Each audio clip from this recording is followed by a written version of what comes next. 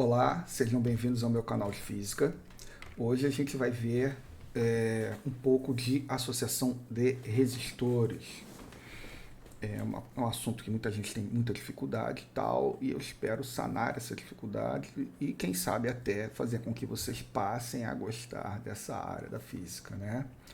Vamos lá, vamos começar a nossa aula.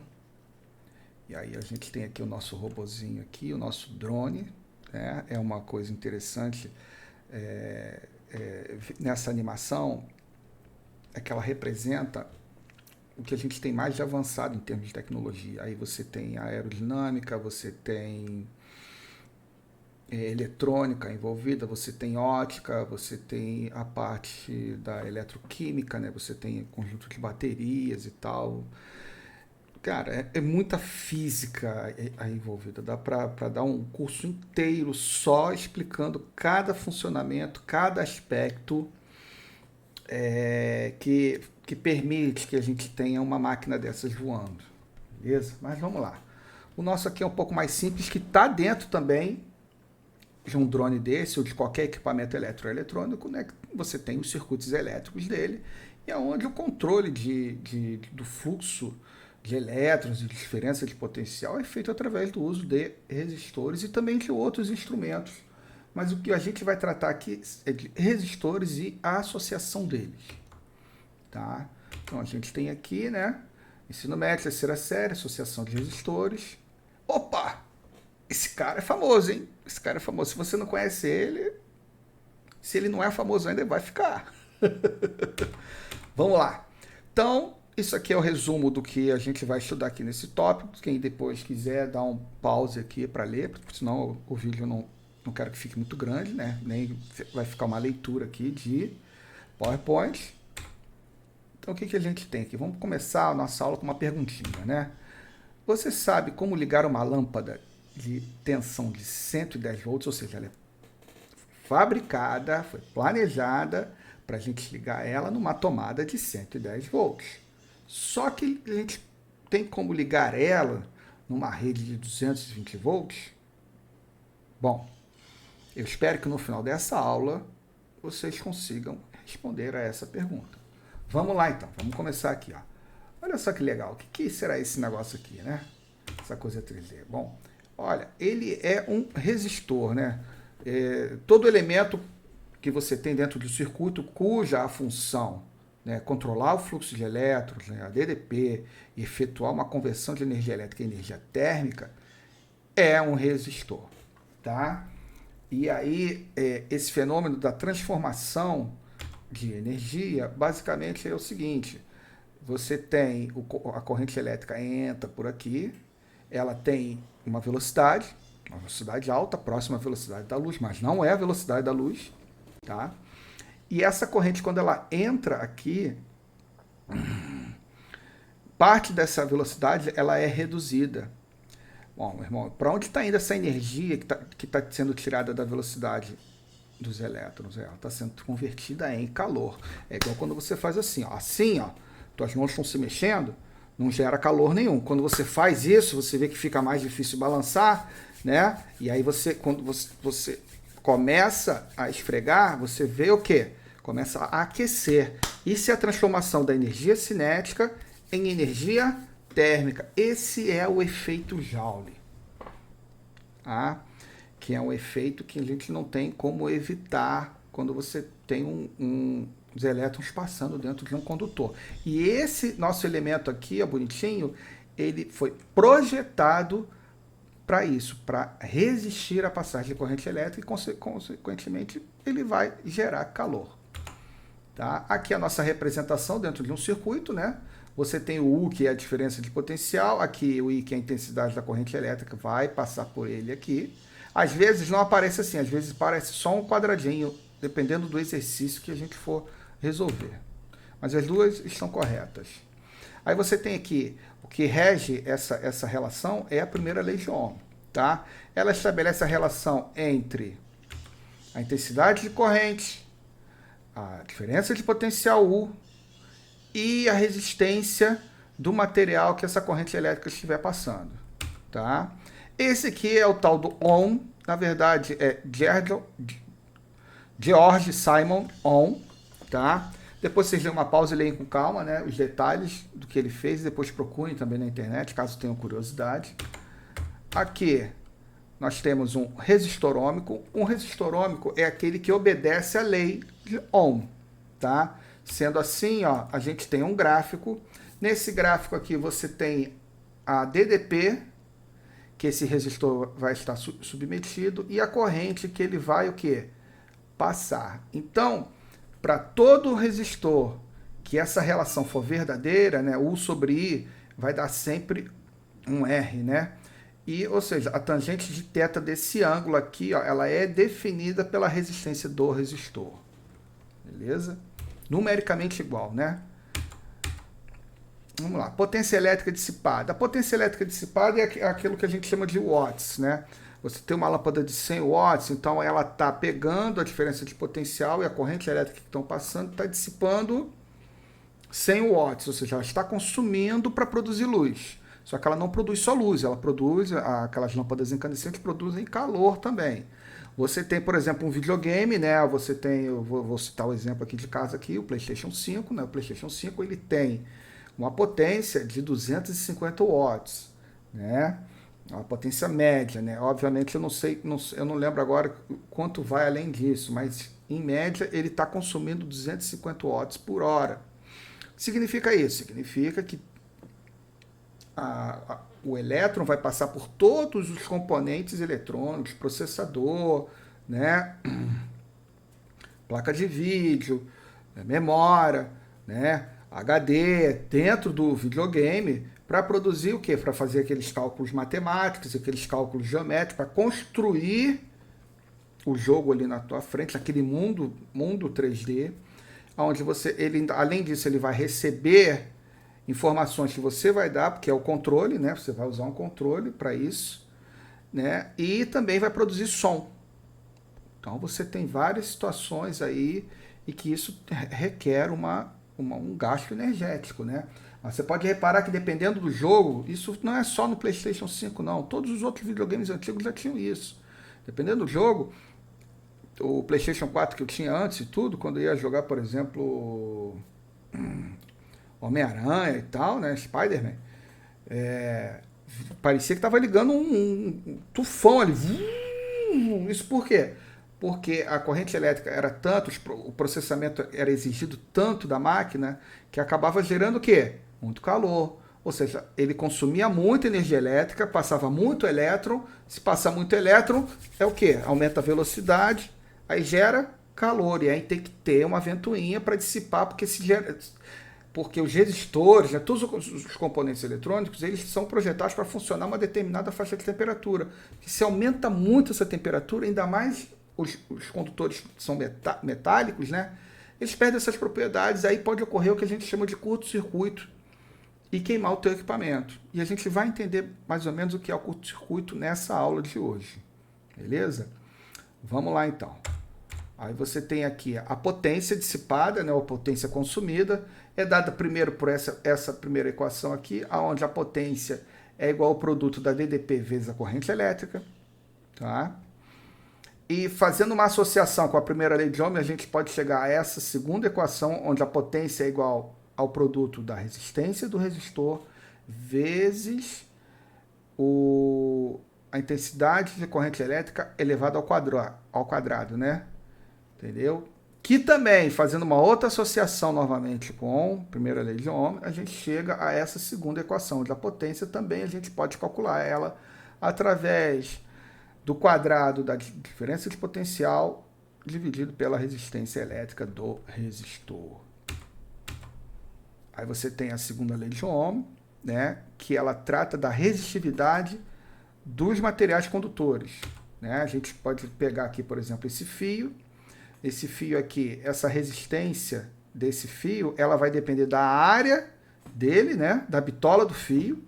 Tanto é que você vê na rua, né, nos postes e tudo, aquele de alta tensão, passa muita corrente elétrica, tem uma DDP muito alta, né? Então os fios são bem grossos. ele vai depender, além dessa grossura do fio, né, dessa área aqui, vai depender do comprimento dele e da resistividade do material que a gente chama de Rho. Tudo tem uma resistividade elétrica. A água tem, madeira tem, cobre tem, plástico tem, tudo tem uma resistividade elétrica. Uns muito baixos, né, que a gente chama de materiais isolantes, e outros têm uma resistência muito alta, que a gente chama de materiais isolantes, e outros que têm a resistência bem baixa, que a gente chama de condutores. Tá? Aqui nós temos a relação, né, que a resistência do material é dada pelo produto de Rho, que é a resistividade do material, vezes, né, a divisão entre o comprimento do fio e a área desse fio aqui, né? Tudo bem? Então, essa é a famosa equação da segunda lei de Ohm, onde a resistência é igual a Rho L sobre A. A gente tem aqui um uso da lei do efeito Joule, né? Aqui a gente tem uma torradeira, né? Essa torradeira, ela tem uma resistência elétrica aqui, que você coloca o pão, né? Você liga ali, e aí fica passando a corrente elétrica. Se você puder olhar, fica vermelhinho ali a resistência, e aquece o pão. É o mesmo princípio de churrasqueira elétrica, de forno elétrico, de grill. Ferro elétrico também tem o mesmo princípio, tá? Vamos lá, vamos continuar. Aqui do lado aqui a gente tem o quê? Tem uma lâmpada incandescente, é o filamento de tungstênio, onde a corrente elétrica vem para cá e ela aquece tanto, que além do calor que ela emana, ela emite brilho, emite luz. Muito mais forte do que essa luzinha que a gente vê aqui dentro.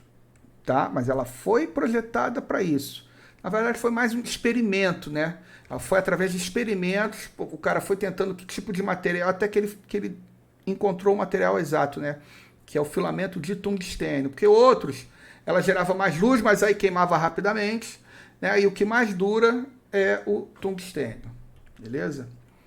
Vamos lá. Pô, agora tá me dando fome vendo essas torradas pulando aí, saltitantes. Então, são as aplicações de efeito Joule, né? Depois, com calma, né? Você dá uma pausa para dar uma lida aqui, mas é mais ou menos o que eu acabei de falar para vocês. Aqui, reostatos e potenciômetro. O que é esse negócio? Nome esquisito e tal, né?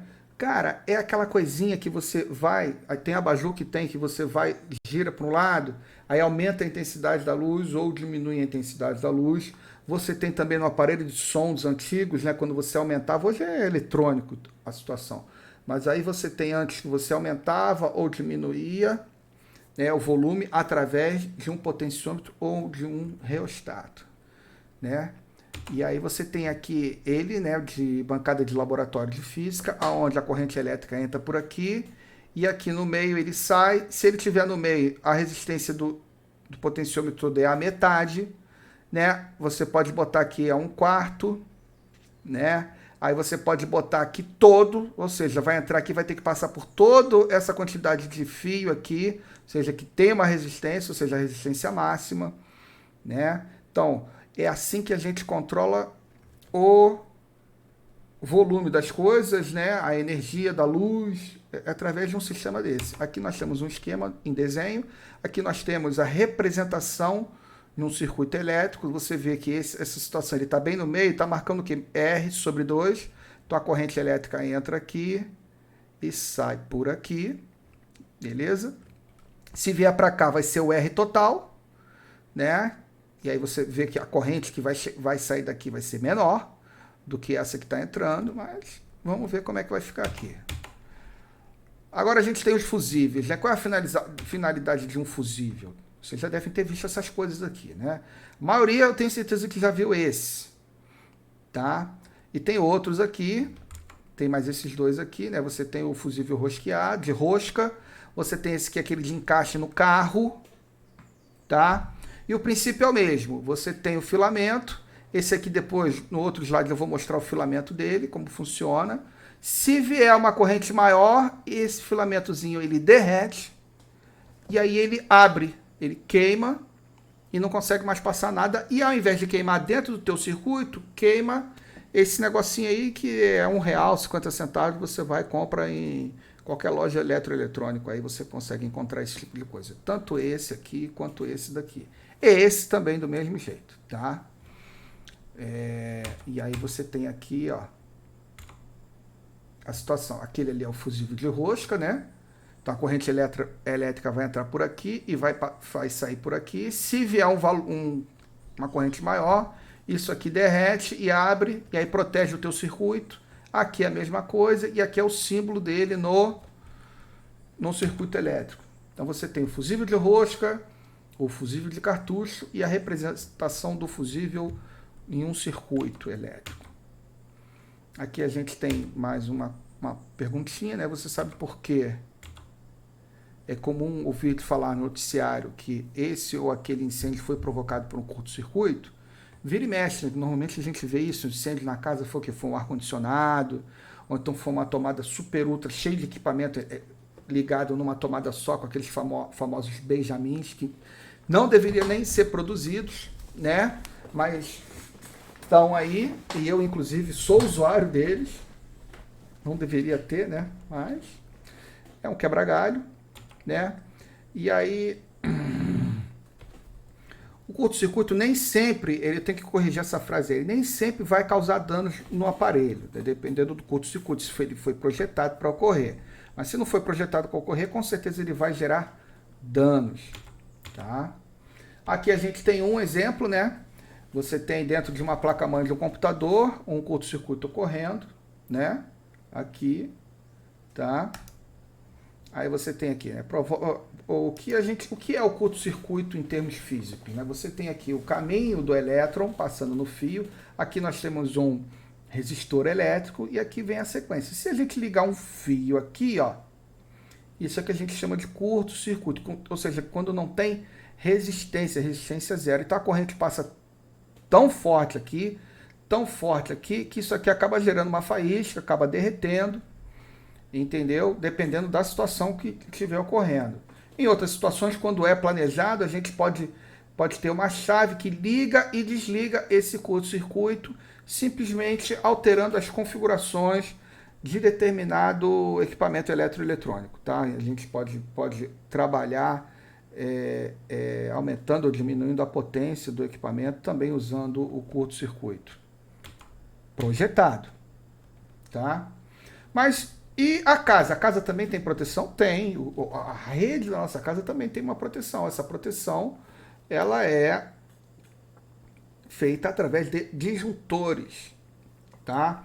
E o disjuntor, para quem nunca viu, é essa. Antigamente usava-se os fusíveis. Hoje se usa essa caixinha branca aqui, tá? É um disjuntor. Você coloca do relógio entrando aqui e aqui normalmente vai para o interior da sua casa, beleza? É mais ou menos assim que funciona. E aí o que tem dentro dessa caixinha, né? Ele é um conjunto de chaves, uma magnética e outra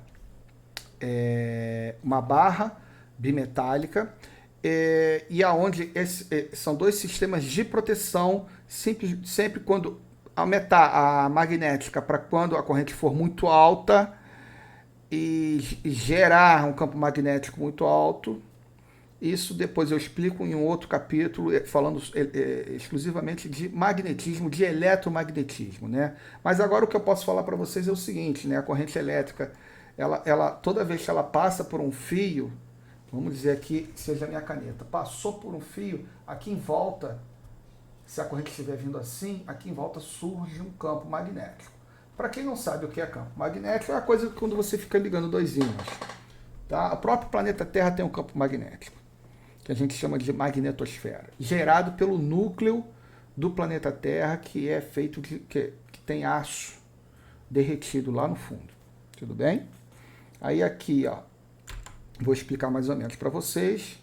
Deixa eu ver se eu consigo dar um zoom aqui. Antes de mais nada, novamente, a corrente ela vai entrar aqui da rua, tá? Esse dedo não é o meu não, tá? Foi a foto que eu achei na internet. Aí vem aqui, passa por aqui, ó. Isso aqui ele tá aberto, tá? Quando ele tá fechado, quando a gente vira a chave para ligar, isso aqui encosta aqui. Aí a corrente que vem da rua vem, passa por aqui, por esse fio de cobre, aí vem aqui, ó, tá?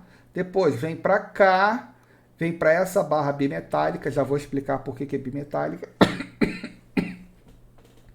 Liga aqui, ó, passa por aqui e vai para o fio que vai para dentro de casa.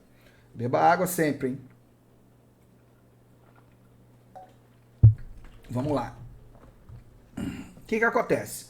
Quando a corrente vem para cá e gera um campo muito alto, se for uma corrente muito intensa, vai gerar um campo elétrico muito intenso. E aí o campo elétrico solta uma travinha aqui, aí tem um pino aqui dentro, ó, vocês estão vendo que tem um pino aqui, que solta ele está travado, imediatamente ele empurra essa haste preta aqui e desarma o disjuntor. Tá? Essa é a primeira trava, que é a trava magnética. A trava térmica é quando quando essa corrente vem e aquece demais essa chapa bimetálica, né? O que acontece? Com o aquecimento, por que a gente chama de bimetálica? São dois tipos de metais diferentes. Com o aquecimento, vamos dizer que esse daqui, ó, ele tem um coeficiente de dilatação menor do que esse. Quando as duas estão grudadas, coladas, e elas sofrem o mesmo tipo de aquecimento, esse daqui, ó, ele vai querer fazer o quê? Ele vai crescer mais. Se ele cresce mais do que o outro, vai fazer com que a barra faça o quê? Entorte. Tá?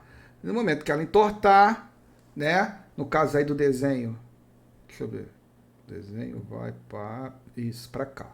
Vai para cá, né? Ela vira para cá e dá um clique aqui, aí desarma esse disjuntor, tá? Tudo bem? Então são dois sistemas de proteção que a gente tem. Aí tem um zoom melhor para a gente entender aqui mais ou menos, né? Aqui a parte magnética e aqui a chapa bimetálica. Aqui a gente tem o cálculo do resistor equivalente. Em qualquer associação, a gente pode precisar substituir algum tipo de associação ali. Aqui tem uma explicação mais ou menos, tá? E a gente, de repente, a gente não consegue substituir ou consertar, e aí a gente vai e coloca um resistor equivalente, tá? Para o circuito inteiro permanecer ligado e funcional. Tudo bem? E aí, esse resistor equivalente, ele vai equivaler às associações que a gente estiver substituindo. Ela pode ser em série, pode ser em paralelo. E também tem, só que a gente encontra normalmente no circuito, essas duas associações aqui misturadas. E a gente já vai entender por quê. Bom, primeira associação em série. São vários resistores associados em série, né, quando são ligados um em seguida do outro. Nessa situação, que fenômenos físicos ocorrem? Primeiro, que a corrente elétrica vai ser a mesma passando nos três resistores. Não importa o valor nominal de cada resistor. Tá? Gerando o quê? Se a gente pegar a primeira lei de Ohm, se eles forem diferentes, se a corrente é igual, vai ter o quê? Diferenças de potenciais diferentes somente entre eles aqui.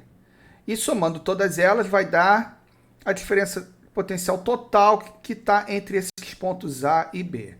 E a gente pode substituir, né, essa associação por uma associação, por um resistor equivalente aqui qualquer. E aí a gente simplifica o circuito. Aí vem explicando exatamente o que eu falei. E aí você tem a resistência equivalente. Como é que a gente calcula essa resistência? No resistor em série, a gente simplesmente soma todas elas. Era para aparecer 1, 2, 3 aqui, eu não sei porque que desaparece. Então você tem aqui o resistor equivalente em série, vai ser R1, R2 mais R3.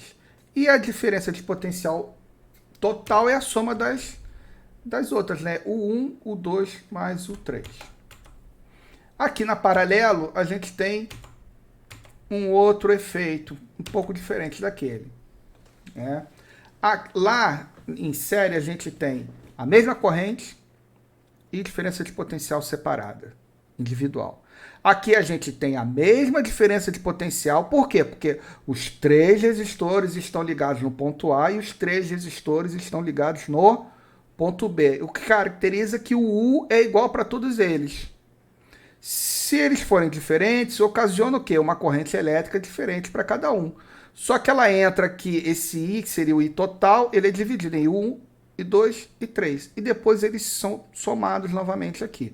Também podemos substituir por uma resistência equivalente aqui. E o cálculo da resistência equivalente em paralelo, ele é diferente da em série. Ele é um pouquinho mais trabalhoso. Ele é o inverso da soma. Tá? Aqui, ó, você tem o I total, que é I1, I2 e 3. Aqui o 1, 2 e 3 não desapareceram. Aqui você tem, né, a resistor equivalente. 1 sobre a resistência equivalente vai ser 1 sobre R1, mais 1 sobre R2, mais 1 sobre R3.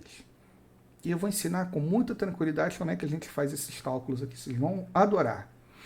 Tá? E as potências elétricas dissipadas, elas são inversamente proporcionais às resistências. Então, quanto maior a resistência, menor a potência dissipada. Quanto maior a potência dissipada, menor a resistência. Opa! Olha ele aqui de novo. E aqui a gente está encerrando a nossa aula de associação em série. Depois eu vou fazer uma exclusivamente para a gente fazer os exercícios dessa disciplina. Eu quero que todos fiquem bem, tenham um bom estudo, tá? Um abraço a todos.